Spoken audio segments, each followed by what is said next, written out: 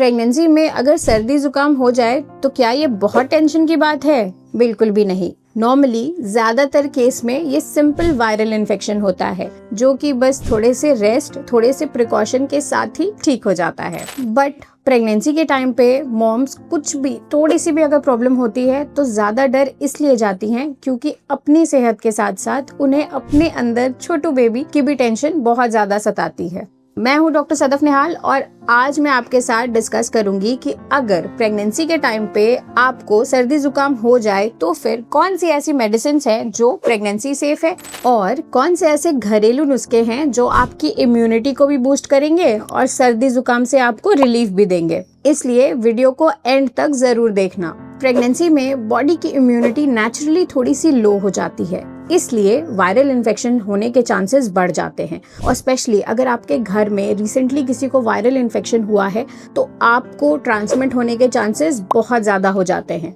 तो फिर ऐसे सिचुएशन में हम क्या कर सकते हैं? सबसे पहले फर्स्ट ट्राइमेस्टर में बहुत ज्यादा अलर्ट रहने की जरूरत है। अगर आसपास में किसी को वायरल फीवर के सिम्टम्स है तो आप अपनी दूरी मेंटेन रखें एंड दवाई कम से कम डॉक्टर्स प्रिस्क्राइब करते हैं क्योंकि इस टाइम पे बेबी के ऑर्गन्स डेवलप हो रहे रहते हैं। Medicines are comparatively safer after first trimester, इसलिए मिड प्रेगनेंसी के बाद से बहुत सारी दवाइयां हैं जो आपके डॉक्टर्स आपको एज सेफ मेडिसिन दे सकते हैं। अब आते हैं होम रेमेडीज पे। होम रेमेडीज में गर्म चाय आप ले सकते हैं, तुलसी, जिंजर, ये सब पानी में डाल के हल्का काढ़ा बना के आप पी सकते हैं। इनफैक्ट मिल्क में डाल के भी आप इसे ले सकते हैं। ये सब सेफ है बट इन मॉडरेशन। बहुत ज्यादा गाढ़ा काढ़ा बना करके आपको नहीं पीना है। आप भाप ले सकते हैं। अगर नाक बंद हो रही है तो सलाइन नेजल ड्रॉप्स आते हैं विदाउट ज़ाइलोमेटाज़ोलिन, वो आप ले सकते हैं, वो बिल्कुल सेफ है। जब भी सर्दी जुकाम होता है तो नाक बंद हो जाती है और ब्रीदिंग इश्यूज आने लगते हैं,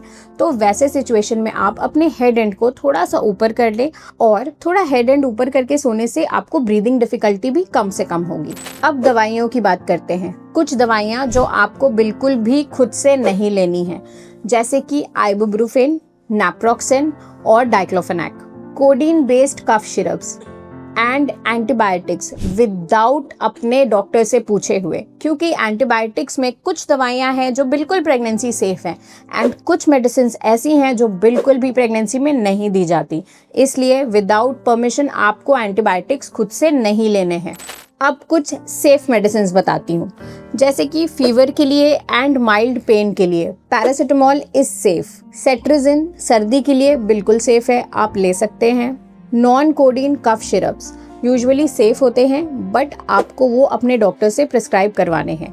एंड स्ट्रेप्सिल्स भी यूजुअली हम लोग अलाउ करते हैं, तो वो भी आप ले सकते हैं। ये हो गई कुछ सेफ मेडिसिन की बात, बट फिर भी कभी भी कुछ दिक्कत हो तो अपने डॉक्टर से डिस्कस कर लेना हमेशा सबसे सही तरीका होता है। कुछ वार्निंग साइंस जिसमें आपको कोई देरी नहीं करनी है, इमरजेंसी में अपने डॉक्टर से जाके मिलना है, जैसे कि हाई फीवर आना, 2 दिन से ज्यादा हो गया बट फिर भी अभी तक फीवर आए जा रहे हैं। ऐसे कंडीशन में भी आपको तुरंत जाकर के मिलना है।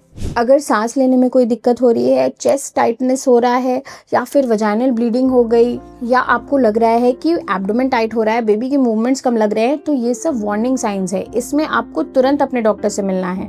कभी कभी कॉमन फ्लू से सिम्टम स्टार्ट होते हैं और वो निमोनिया तक बढ़ जाते हैं या फिर साइनसाइटिस में भी कॉम्प्लिकेट हो सकते हैं। इसलिए कभी भी अगर सिम्टम्स इम्प्रूव नहीं हो रहे हैं या फिर दिक्कत बढ़ रही है तो उसे इग्नोर ना करें। अगर कुछ परेशान कर रहा है तो इट्स ऑलवेज बेटर कि अपने डॉक्टर से डिस्कस कर लो। वेल, तो दैट्स इट फॉर टुडे। मैं हूँ डॉक्टर सदफ निहाल और ऐसी ही सिंपल टिप्स के लिए चैनल को जरूर सब्सक्राइब कर लेना एंड नोटिफिकेशन ऑन कर लेना। और अगर मन में कोई सवाल है तो comment section is always open, जरूर पूछ लेना।